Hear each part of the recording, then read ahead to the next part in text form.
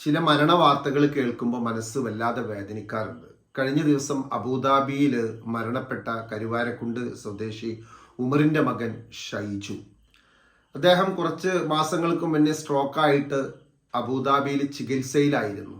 കഴിഞ്ഞ ദിവസമാണ് അദ്ദേഹം ഈ ലോകത്തിനോട് വിട പറഞ്ഞത്. എന്നാൽ അദ്ദേഹം മരിക്കുന്നതിൻ്റെ 2 ദിവസം മുന്നെയാണ് അദ്ദേഹത്തിന് ഒരു പെൺകുഞ്ഞ് ജനിക്കുന്നത്. അദ്ദേഹത്തിൻ്റെ ഭാര്യ ഗർഭിണിയായിരുന്നു. ഭാര്യ മഞ്ചേരിയിൽ ഒരു ഹോസ്പിറ്റലിൽ പ്രസവിച്ചു.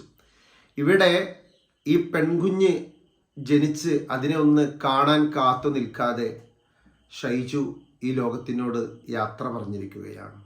എന്നാൽ അവരുടെ പ്രിയപ്പെട്ട ഭാര്യ ആ ഒരു പെൺകുഞ്ഞിന് ജന്മം നൽകിക്കൊണ്ട് കിടക്കുന്ന സമയത്ത് ഷൈജു ഈ ലോകത്തിനോട് വിട പറഞ്ഞത് അറിഞ്ഞിട്ടില്ല. പ്രിയപ്പെട്ട മകൾ പുറത്തേക്ക് വന്നപ്പോൾ, പുറം ലോകം കണ്ടപ്പോൾ, ആ മകളെ കാണാൻ കൊതിച്ച ഉപ്പ മരവിച്ച് മോർച്ചറിയിൽ കിടക്കുന്നു.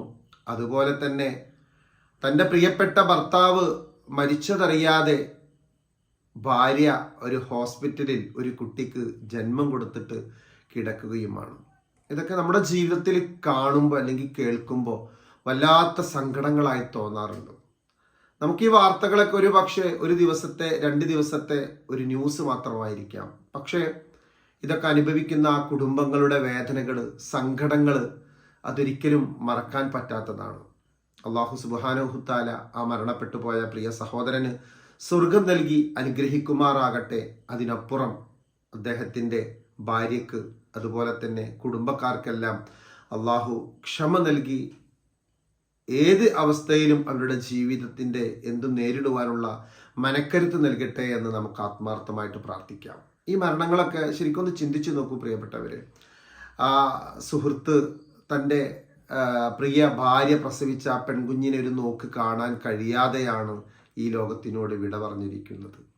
എന്നാൽ ആ വിട പറഞ്ഞ തൻ്റെ പ്രിയപ്പെട്ട ഭർത്താവ് വിട പറഞ്ഞത് അറിയാതെ ഭാര്യ ഒരു കുഞ്ഞിന് ജന്മം നൽകി ഹോസ്പിറ്റലിലും കിടക്കുക. ഒരുപാട് പ്രതീക്ഷയിലാണ് ഷൈജുവിനെ ചികിത്സിച്ചു കൊണ്ടിരുന്നത്. പക്ഷെ അള്ളാഹുവിൻ്റെ വിധി മുന്നിലെത്തിക്കഴിഞ്ഞാൽ രക്ഷപ്പെടുത്താൻ ആർക്കും സാധ്യമല്ല. ഷൈജു ഈ ലോകത്തിനോട് യാത്ര പറഞ്ഞു. എന്നാൽ അവരുടെ ആ ഒരു ചെറിയ ചോര പൈതലിന് ഉപ്പയുടെ മുഖമൊന്ന് കാണുവാനോ അതല്ലെങ്കിൽ ആ പ്രസവിച്ച സന്തോഷങ്ങൾ വിളിച്ച് പറയുവാൻ തൻ്റെ പ്രിയപ്പെട്ട ഭാര്യയ്ക്ക് ഒന്ന് സംസാരിക്കാനോ കഴിയാതെയാണ് ഷൈജുവും ഈ ലോകത്തിനോട് വിട പറഞ്ഞിരിക്കുന്നത്. ജീവിതമെന്ന് പറയുന്ന ഈ ഒരു വലിയ സഞ്ചാരത്തിൽ പലപ്പോഴും നാം അറിയാതെയാണ് പല വിധികളും നമ്മെ പിടികൂടുന്നത്. അതിൻ്റെ ഓരോ ഉദാഹരണങ്ങളും ഓരോ സംഭവങ്ങളുമാണ് നമുക്ക് മുന്നിൽ ഓരോ ദിവസവും നമ്മൾ കണ്ടുകൊണ്ടിരിക്കുന്നത്. ആത്മാർത്ഥമായി പ്രാർത്ഥിക്കുക എന്നല്ലാതെ നമുക്ക് മുന്നിൽ യാതൊരു വഴികളുമില്ല. ജീവിതം അങ്ങനെയാണ്. ഒരുപാട് പ്രതീക്ഷകളുമായിട്ട് നമ്മൾ മുന്നോട്ട് പോകുമ്പോൾ നമ്മുടെ സമയം തീർന്നു കഴിഞ്ഞാൽ ആ പ്രതീക്ഷകളൊക്കെ അസ്ഥാനത്താണ്. എന്നാൽ നമ്മുടെ സമയം ആയിട്ടില്ല എങ്കിൽ എന്ത് തന്നെ സംഭവിച്ചു കഴിഞ്ഞാലും അവര് ഈ ഭൂമുഖത്തുണ്ടാവുകയും ചെയ്യും. സമയം നീണ്ടു കിട്ടാൻ ദീർഘായുസ്സിന് വേണ്ടി പടച്ച റബ്ബിനോട് എപ്പോഴും പ്രാർത്ഥിക്കുക. നമ്മുടെ സഹോദരങ്ങളൊക്കെ പല രാജ്യങ്ങളിൽ, പലയിടങ്ങളിൽ പല ജോലികൾ ചെയ്യുന്നവരാണ്, പല രീതിയിൽ യാത്ര ചെയ്യുന്നവരാണ്. നമ്മളെല്ലാവരും പടച്ച റബ്ബിൻ്റെ കാവലല്ലാതെ നമുക്ക് മുന്നിൽ മറ്റൊരു കാവലുമില്ല. പ്രത്യേകിച്ച് നമ്മുടെ ശ്രോതാക്കളെല്ലാവരും ഈ കുടുംബത്തിന് വേണ്ടി, ഷൈജുവിന് വേണ്ടി, ഷൈജുവിൻ്റെ ഭാര്യയ്ക്ക് വേണ്ടി, കുടുംബങ്ങൾക്ക് വേണ്ടി ആത്മാർത്ഥമായിട്ട് പ്രാർത്ഥിക്കുക. നമ്മുടെ മുന്നിൽ വരുന്ന, ഞാൻ പറയാറുണ്ട്, നമ്മുടെ മുന്നിൽ വരുന്ന ഓരോ മരണങ്ങളും ചില പ്രത്യേകതകൾ ആ ഒരു സംഭവത്തിന് അല്ലെങ്കിൽ ആ മരണത്തിന് ഉണ്ടാകുമ്പോഴാണ് നമ്മൾ വീഡിയോ ചെയ്യുന്നത്. നമ്മുടെ ഒരു പ്രാർത്ഥന, ഒരു പക്ഷെ ആരുടെ പ്രാർത്ഥനയാണ് പടച്ച റബ്ബ് സ്വീകരിക്കുക എന്ന് പറയാൻ നമുക്ക് കഴിയില്ല. എല്ലാവരും ആത്മാർത്ഥമായിട്ട് ആ കുടുംബത്തിന് വേണ്ടി പ്രാർത്ഥിക്കുക. അതുപോലെ തന്നെ നമ്മളോട് പ്രാർത്ഥനയ്ക്ക് വേണ്ടി, ദുആക്ക് വേണ്ടി വസിയത്ത് ചെയ്ത ഒരുപാട് സഹോദരങ്ങളുണ്ട്.